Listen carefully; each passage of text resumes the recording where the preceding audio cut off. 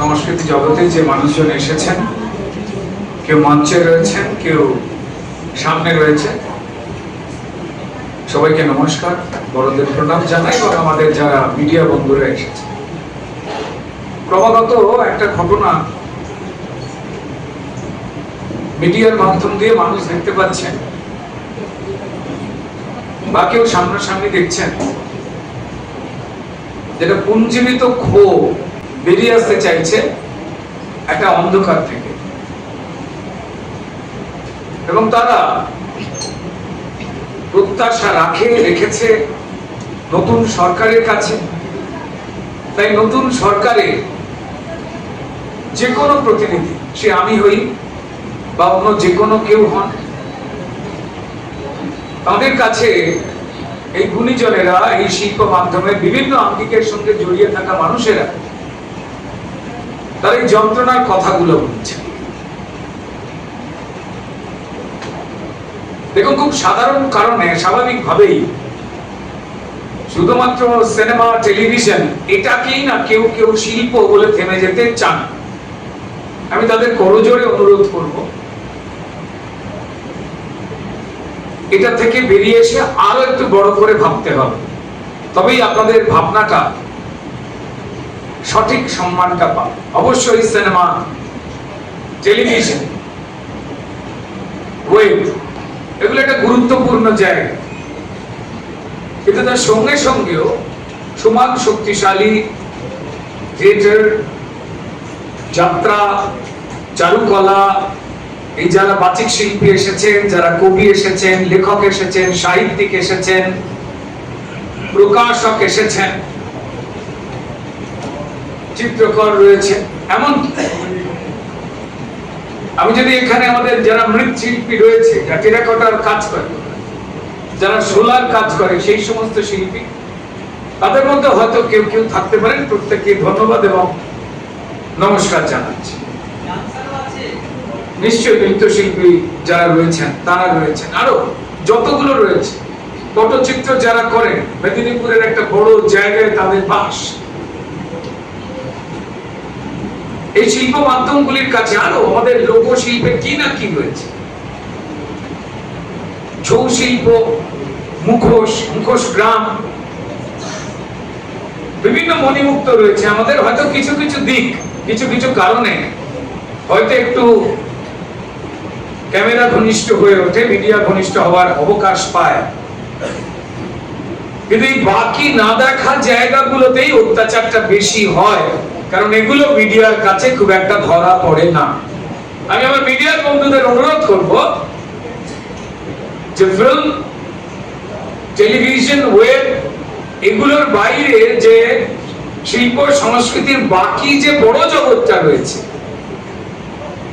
যেখানে আপনাদের সচরাচর খুব নিয়মিত গতিবিধি দেখতে পাওয়া যায় না, এটা জানবার কারণে ঠিক যে দিকে জেনারেলি খবর করার প্রতি খুব একটা পথ দেখতে পাওয়া যায় না, কারণ মানুষ এগুলো খুব একটা হয়তো শুনতে চান না বলে অনেকের ধারণা, এমনটা তা নয়। আমি এর আগের দিনই বিধানসভায় একটা তথ্য দিয়েছি। আমরা সবাই জানি সংস্কার, সংস্কৃতি, আমার মাটি, আমার দেশ আর পরম্পরা, এটা নিয়ে আলোচনা হচ্ছে খুব স্বাভাবিক কারণে।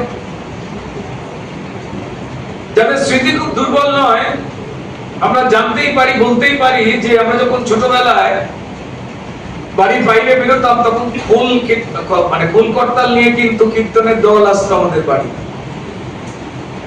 এবং আমরা, আমাদের মায়েরা তারা আশীর্বাদ দিতেন এবং একটু চাল, একটু আলু তুলে দিতেন, বিদায় দিয়ে দেওয়া হয়েছে। অথচ আমি একটা তথ্য তুলেছি, যে তথ্যতে বলেছি যে প্রায় আমার চেনা, আমার জানা, আমি সেই সংস্থাগুলোকে চিনি, জানি, আমি দীপ্তিমান, আমরা বাকি আমাদের কালচারাল সেলের বহু লোকজন রয়েছেন, বন্ধুরা রয়েছেন, বন্ধু কবি বিনায়ক ভাই তিনিও জানেন যে বহু কীর্তন শিল্পী আছে, বাউল শিল্পী আছে, লক্ষ লক্ষ, নিজে নিজেই লালিত হয় এগুলো। হ্যাঁ, কিছু শক্তি, কিছু শাসন ক্ষমতা তারা সেগুলোকে ভুলিয়ে দেওয়ার চেষ্টা করেছে, বলেছে আমাদের দেশের নয়, ও তাদের দেশের, বিভিন্ন রকম বিচিত্র। তারা কোট পরা টিচারদের বাণী শুনে এবং শিখে ধুতি পরে বিক্রি করে দিয়েছে পশ্চিমবঙ্গে 34 বছর ধরে। আর আমরা মনে করেছি সেটাই সত্যি। আমরা ঢুকেছি কম বেশি, আপনি আমি, আমাদের মধ্যে কম লোক নেই। সুললিত ভাবে যদি মিথ্যে বলা যায় তাহলে সেটা বিশ্বাস করবার ক্ষেত্রে বড় পুষ্টিকর হয়ে ওঠে। আমরা ঠকেছি, মানুষ ঠকেছেন। তারপরের রাস্তায় পরিষ্কার আমরা অন্য একটা দিকতে চেয়েছি, পশ্চিমবঙ্গের মানুষ চেয়েছেন। যারা এই সমস্ত কথাগুলো আগে বলতেন তারা কোনোদিন থিয়েটারকে শুধুমাত্র রাজনৈতিক প্রোপাগান্ডার কাজে ব্যবহার করা ছাড়া আর অন্য কাজে ব্যবহার করবার জন্য মজবুত করতে চাননি, এটা মাথায় রেখে দিতে হবে। আর সেই শৃঙ্খল থেকে যখন থিয়েটার বেরিয়ে আসছে তখন তারা গেল রব তুলেছে। তাদের মধ্যে বহু মানুষ ছিলেন যারা গ্র্যান্ট নিয়েছেন, অবশ্যই গ্র্যান্ট পাবেন। কেন পাবেন? সরকার যখন নিয়ম তৈরি করেছে, দলমত নির্বিশেষে বিভিন্ন শিল্পীরা, গোষ্ঠীরা তারা সেই গ্রান্ট পাবেন।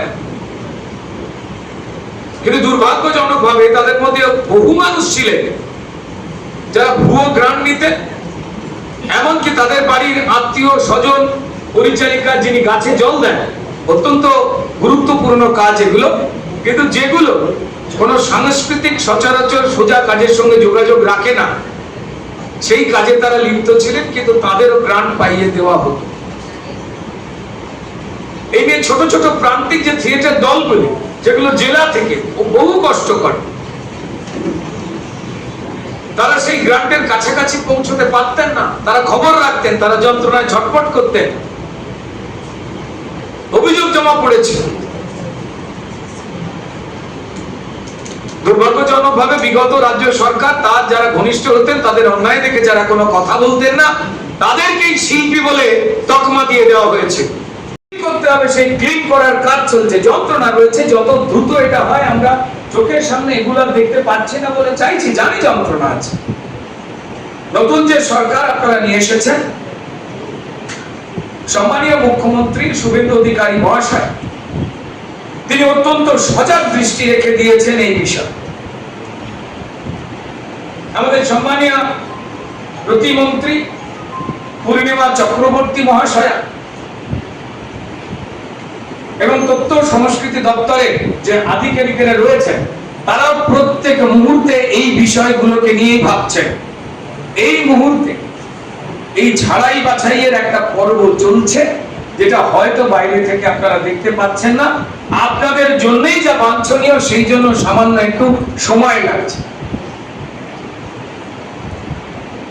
এটা অনেকটাই অন্নপূর্ণা ভান্ডারের এতগুলো কাগজ কেন? আরে আপনারই টাকা, যাতে আপনার থেকে ঠকিয়ে কোনো গুপ্তারিওয়ালা পুরুষ এই অন্নপূর্ণা ভান্ডারটা নিয়ে চলে যেতে পারে, বা আপনার টাকা যাতে অন্য কোনো ভাবে অন্য খাতে কেউ না নিয়ে নেয়, তার জন্য একটা বাড়িতে দুটো তালা মারবার মতো করে বন্দোবস্ত হচ্ছে। কারণ আপনার তো এখানে চোর রয়েছে, বিভিন্ন চেহারায় তারা ঘুরে বেড়ায়। কেউ গুপ্তারি কামিয়েছে, এখন আমরা দেখেও হাত করে চিনতে পারছি না। আরে তুই, অনেকক্ষণ পর মনে হচ্ছে। তাই সময় লাগবে এমন ভাববার কারণে 15 বছর ধরে যে চৌর্যবৃত্তিকে শিল্পের জায়গায় তারা নিয়ে গেছে, তারা তো কম গুণী নন, তাই না? এটা তো মাথায় রাখতে হবে যে প্রথমে পুলিশের চাকরি পৃথিবীতে ছিল না। আগে চোর, তাকে দমন করবার জন্য পুলিশের যাবতীয় ডিপার্টমেন্ট তৈরি হয়েছে। তো ফলত সুচারুভাবে যাতে বাকি শিল্পীরা, যোগ্য শিল্পীরা, তারা যাতে ডিপ্রাইভ না হন, সেটা সরকারি প্রোগ্রাম হোক বা বেসরকারি। বেসরকারি মানে কোথায়? গ্রামে গ্রামে, মফস্বলে, শহরের বিভিন্ন জায়গাতে প্রাইভেট অনুষ্ঠান হয়। সেক্ষেত্রে কোন দল, কোন গোষ্ঠী, কোন শিল্পী যাবে, সেই বিষয়েতেও কিন্তু একটা ব্যবসা ফাঁদা হয়েছিল, তা আপনারা বিলক্ষণ জানেন। প্রাক্তন তথ্য সংস্কৃতি প্রতিমন্ত্রী, তার নামে ভুরি ভুরি অভিযোগ জমা পড়েছে। এই কাটমানির মানুষ দিচ্ছেন, আমরা জানতে পারছি। এবং যিনি তথ্য ও সংস্কৃতি মন্ত্রী ছিলেন তিনি এতটাই হাম্বা রাম্বা এপাং ওপাং কবিতা লিখতে গিয়ে নিজেই ঝপাং, তো ফলত তিনি সেদিকে তাকাবার অবকাশ পান হয়তো। তো এই ক্লিন করার একটা চেষ্টা হচ্ছে। আপনারা আমি মাধ্যম মাত্র, নির্ণয় ক্ষমতার করবার ক্ষমতা আমার নেই, কিন্তু আমি ওয়াকিবহল।